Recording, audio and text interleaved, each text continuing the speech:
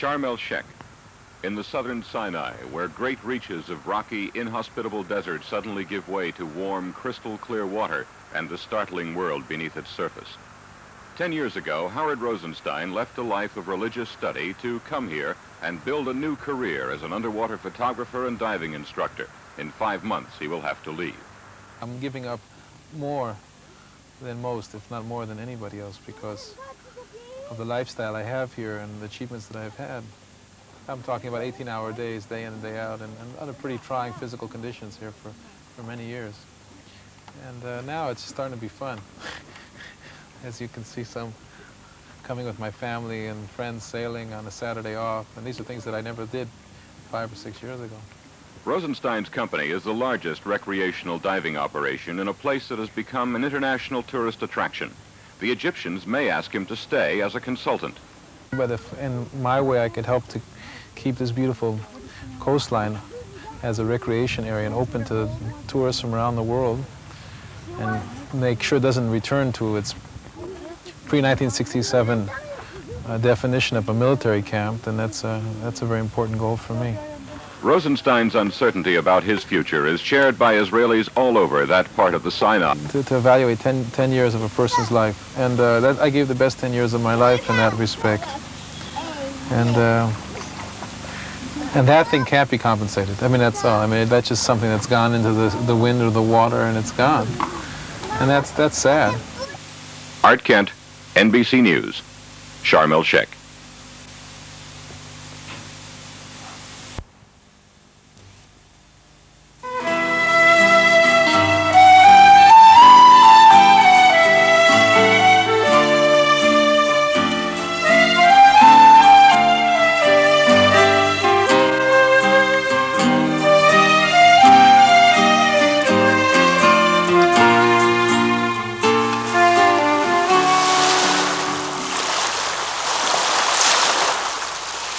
My name is Howard Rosenstein. I came to Israel 12 years ago from Los Angeles, California. I'm the owner and manager of the Red Sea Diving Center in Sharm el-Sheikh in the Sinai. Divers coming to this area a year between, in the Sinai part, I would say about 20,000 a year. Average stay is about 8 days, so you're talking about 160,000 diving days. And this, in comparison to when we used to wait sometimes a week before a diver would show up, it's quite a different feeling. The area has the capability. It has the quality which attracts people. And as soon as that commodity was known, then it was something like a dam bursting, and you're not able to stop it. The equipment that we have at the diving center, because diving is a very technical sport, in other words, man was not created to breathe under the water, or else he would have been born with gills. It has to be of the highest professional quality. And because I grew up in the States, and because the United States is very advanced in this field, we bring in all of our equipment from the United States. Up until now, we have 3 nice diving boats, about 200 sets of equipment, which enables us to deal with groups up to 100 divers, knowing that they can get reliable services in this far corner of the world.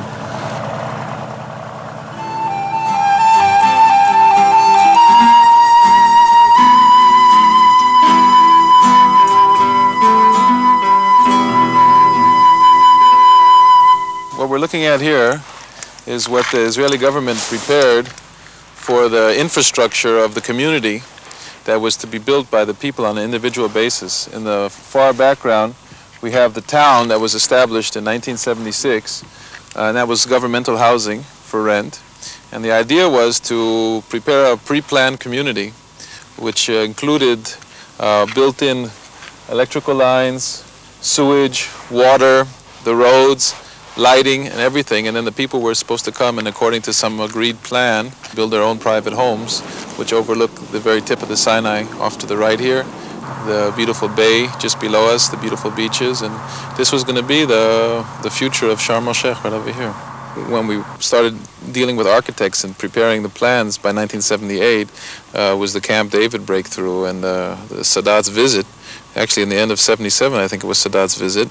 So everybody was holding back and waiting to see what would happen. And then when it became evident that the area was going to go back, there was a complete freeze. I saw spending the rest of my life here. I had no intention of leaving this area. This was going to be our first home. We were going to build it and raise our children here, and that was the end of that. I feel very ambivalent about leaving. I hope it's worthwhile. I don't know what the future is in store for us concerning this area and our own personal lives. My only hope, and I think the price would be worthwhile, is that firstly there is peace. The fact that we have to leave here, well, I wasn't completely prepared for it. It's been 3 years, it's a process, but I think that initially I hope that we'd be able, being real peace, would be able to somehow stay here.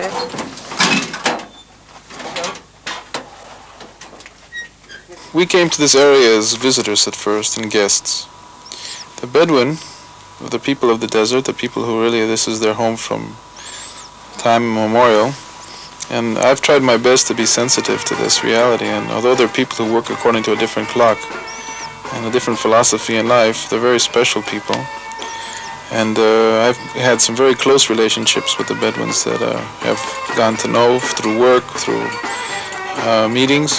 I have great respect for them, and I think it's very important that the Bedouin are taken into consideration during this whole process, because they're going to be affected no less than the people that have to leave, and maybe even more so. The Sinai is the playground of Israel. It's where a whole generation of young Israelis have been able to feel footloose and feel free. And the Sinai was like a place where young Israelis would go and just come down, not only young Israelis, families too, older people, just to get away from that pressure.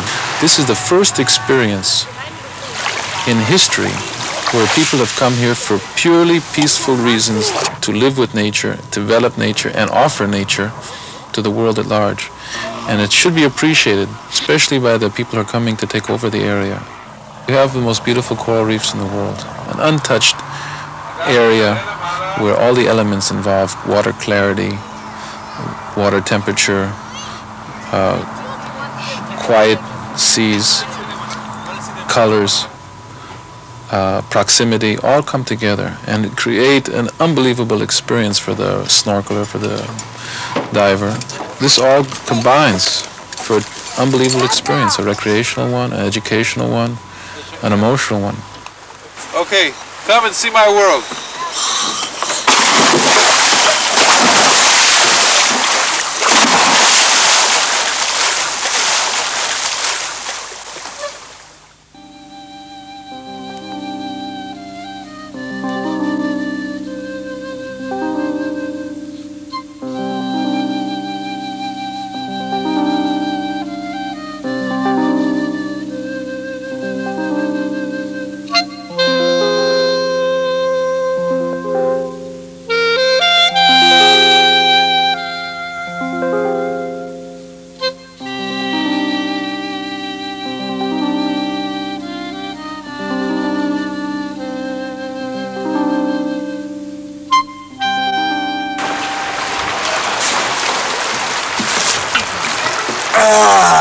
How was it? Oh, Jesus.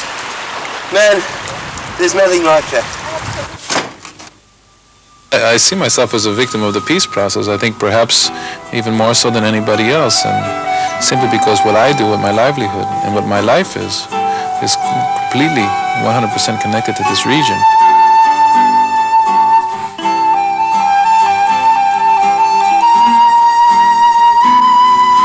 Well, we came here 10 years ago, and now we have to leave.